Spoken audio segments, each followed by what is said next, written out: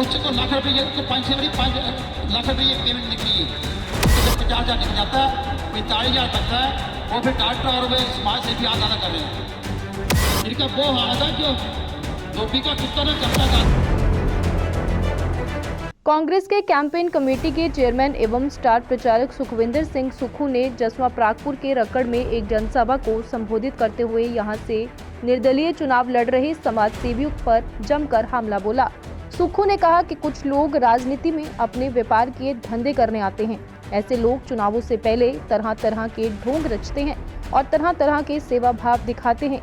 1 साल पहले जब ऐसे लोग आते हैं तो अपने आप को समाज सेवी कहते हैं। सुक्खू ने कहा कि ये समाज सेवी नहीं, स्वयं सेवी है। ऐसे लोगों में सेवा का भाव कभी नहीं रहेगा। वहीं उन्होंने कहा कि जसवा प्रागपुर में कांग्रेस पार्टी से बागी होकर मुकेश ठाकुर चुनाव लड़ रहे हैं, पार्टी इन्हें निष्कासित कर रही है। वहीं सुक्खू ने कहा कि जसवा प्रागपुर में मेरे ससुराल है, इसीलिए ये कह रहा हूँ कि सुरेंद्र मनकोटिया मेरे साले हुए और उनके प्रचार में मैं आया हूँ। सुक्खू ने कहा कि उन्होंने राकेश कालिया का बयान नहीं सुना है, जिसमें वे कांग्रेस की टिकटें बिकने की बात कर रहे हैं। सुक्खू ने कहा कि अगर कांग्रेस पार्टी टिकटें बेचती तो क्या सुरेंद्र मनकोटिया को टिकट मिलती। वहीं सुक्खू ने कहा कि भाजपा ओपीएस के समर्थन में आ रही है, अब पछताएं क्या हो जब चिड़ियां चुग गई खेत। सुक्खू ने कहा कि जसवा प्रागपुर में दोनों राजनीतिक पार्टियों के बीच में मुकाबला रहने वाला है। यहाँ उन्होंने कैबिनेट मंत्री विक्रम ठाकुर पर भी जमकर निशाना साधा। ये जो समाज सेवी हैं, ये समाज सेवी नहीं है, ये इन्होंने अपना एजेंडा हिडन एजेंडा लेके आया कि हमने चुनाव लड़ना है। आपको बहलाया, कईयों को फुसलाया, और ये समाज सेवी कैसे हो सकते हैं? इलाज तो ना हिमकेयर कार्ड से कराया, और आप इमेजिन करो, आपके आधार नंबर दिए, एक हम सुबह आ रहे थे, एक लग बड़ा से बहन मिली हमारे को, और नहर बुखर में उसे बैठाई और प्रागपुर उतरी। उन्हें बोले ये डोंगी ने समाज सेवी है नहीं। मैंने क्या करना, बोला मेरा आधार कार्ड दिया करना लिया हिमकेयर कर, इलाज कराया नहीं, यहाँ कुछ भी नहीं कराया कर, उसको लाख रुपये को 5 लाख रुपये पेमेंट निकली है। ये हालात की है। 5,000 दे मैंने लेंस पाओ दे, 50,000 का आपके खाते से, उस हिमकेयर कार्ड के खाते से 50,000 निकल जाता है, 45,000 बचता है, वो फिर डॉक्टर और वे समाज से भी आधा कर रहे हैं। और 5-5, 6-6 लाख, वो जो मर्चेंट नेवी की बात करें ना, वो ट्रेनिंग के लिए 5-5, 6-6 लाख रुपए ले रहे हैं। और आज ही शामिल हो गए हमारे भाई यहाँ जो इनके साथ काम करते थे, वो आज टाइम नहीं, आप उनसे व्यथा बताने की मेरे साथ कैसे कैसे वो रोड़ी गोड़ी से यहीं पर होंगे अभी।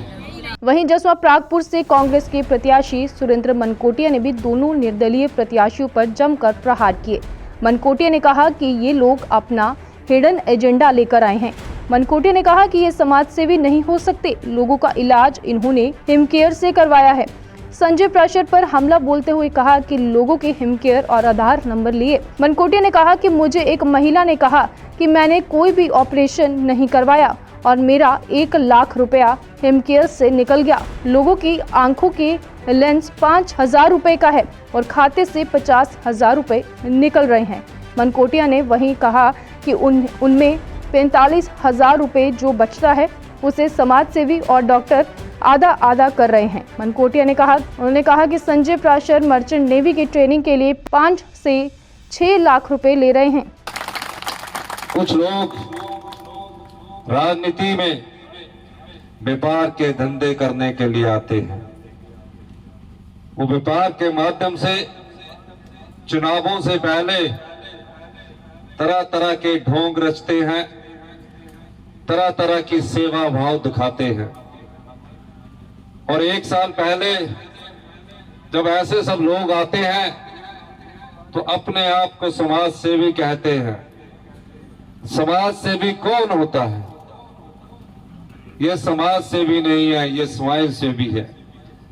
ये राजनीति का रास्ता ढूंढने के लिए विधायक बनकर महज अपनी राजनीतिक रोटियां सेकना चाहते हैं। सेवा भाव की उनमें कभी भी भाव नहीं रहेगा। मैं मनकोटिया जी को तब से जानता हूं जब से मेरा कॉलेज में राजनीतिक जीवन शुरू हुआ था, विश्वविद्यालय में मैं पढ़ता था। मनकोटिया जी कर्मचारी नेता के रूप में शिमला में कार्य करते थे। मैं शिमला में कारपोरेशन का काउंसलर बना। मनकोटिया जी हमारे साथ कंधे से कंधा मिलाकर चलते थे। अब मनकोटिया जी जब दूसरी बार विधानसभा चुनाव लड़ने जा रहे हैं, मैं दावे के साथ कह सकता हूं कि वक्त सुरेंद्र मनकोटिया जी का है। आप इन्हें आशीर्वाद दीजिए, आप इन्हें सहयोग दीजिए। सचिवालय में इनकी कुर्सी पक्की है और आप जानते हैं ये तो मेरा साले लगे हैं, और जब राजनीति में कोई उच्च पद पर होता है तो साले की बहुत ज्यादा चलती है, मंत्री का कद भी बहुत छोटा रह जाता है।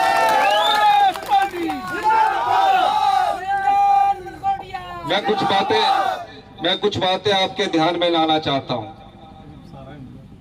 5 साल हो गए भारतीय जनता पार्टी की जयराम सरकार को, तो सचिवालय में बैठ के फैसले तो करती है, लेकिन जनहित के फैसले लेने से कतराती है।